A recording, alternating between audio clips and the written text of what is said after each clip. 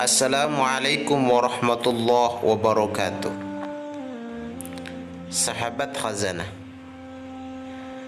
ulama merupakan warisan para nabi dan rasul untuk mengemban tugas daripada menegakkan agama Allah, sehingga membunuh, mengancam, menghina, mencaci para ulama merupakan bagian daripada dosa karena telah menyakiti pewaris para nabi.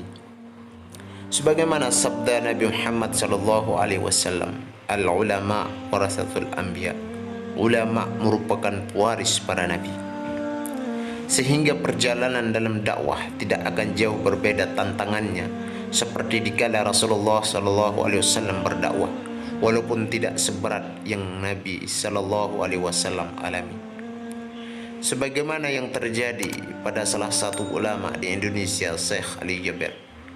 Upaya pembunuhan terhadap ulama-ulama kita merupakan tragedi yang berulang-ulang. Di Indonesia, tragedi seperti Syekh Ali Jaber sudah banyak terjadi. Seperti terbunuhnya ustadz-ustadz yang kebanyakan masyarakat Indonesia tidak mengetahuinya.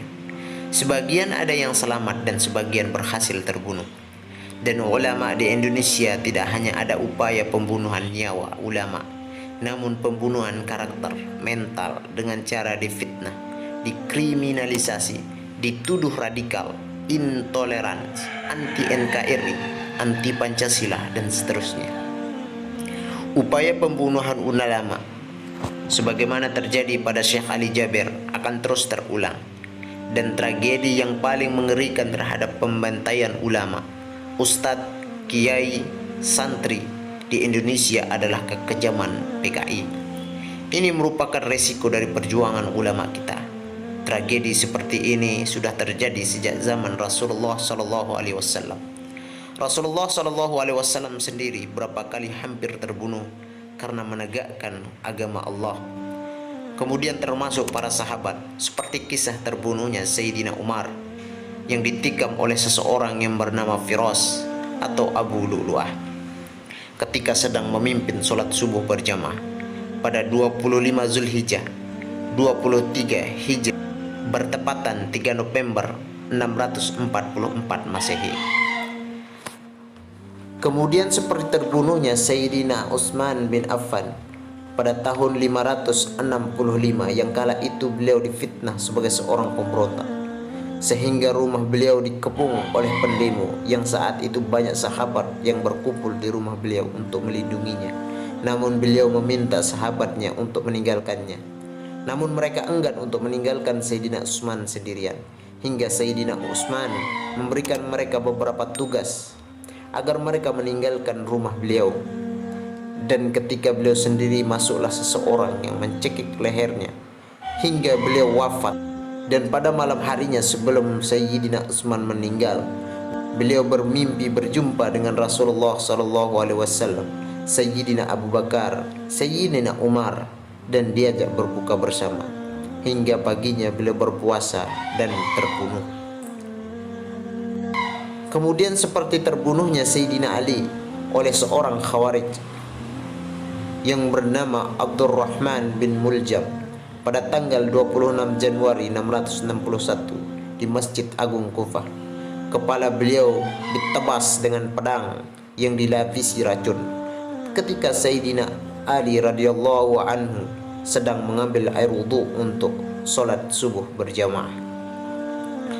Kemudian terbunuhnya cucu Rasulullah sallallahu alaihi wasallam di Karbala, yaitu Husain, ketika melawan 4.000 pasukan dengan hanya 70 orang saja.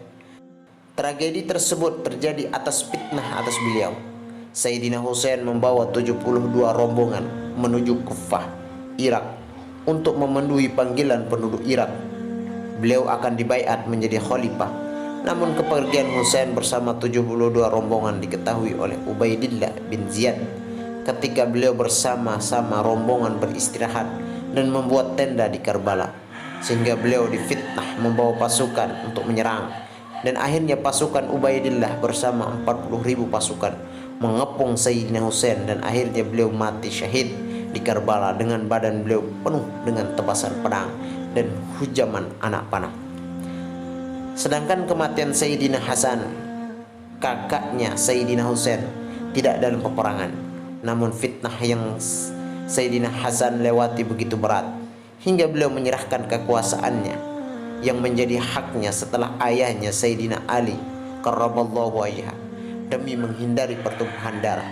Hal tersebut tidak terlepas dari nafsu politik Muawiyah sampai kepada pengkhianatan Ubaidillah yang diamanahkan memimpin 1.200 pasukan yang kemudian bergabung dengan Muawiyah. Sahabat khazanah, itulah dinamika perjuangan ulama kita dalam menegakkan hukum Allah Subhanahu wa taala. Lebih-lebih di Indonesia dengan nafsu politik dan kekuasaan, kadang agama salah dipergunakan hingga ulama dijadikan sebagai mesin pendorong demi memenuhi kepentingannya. Sahabat khazanah, semoga Allah Subhanahu wa taala senantiasa menjaga negara tercinta, negeri tercinta, bangsa Indonesia dari segala kejahatan orang-orang yang tidak bertanggung jawab. Dan semoga Allah Subhanahu wa taala meridhai segala perjuangan ulama-ulama kita, dan Allah Subhanahu wa taala jaga mereka dari kejahatan orang-orang yang tidak bertanggung jawab. Amin ya rabbal alamin.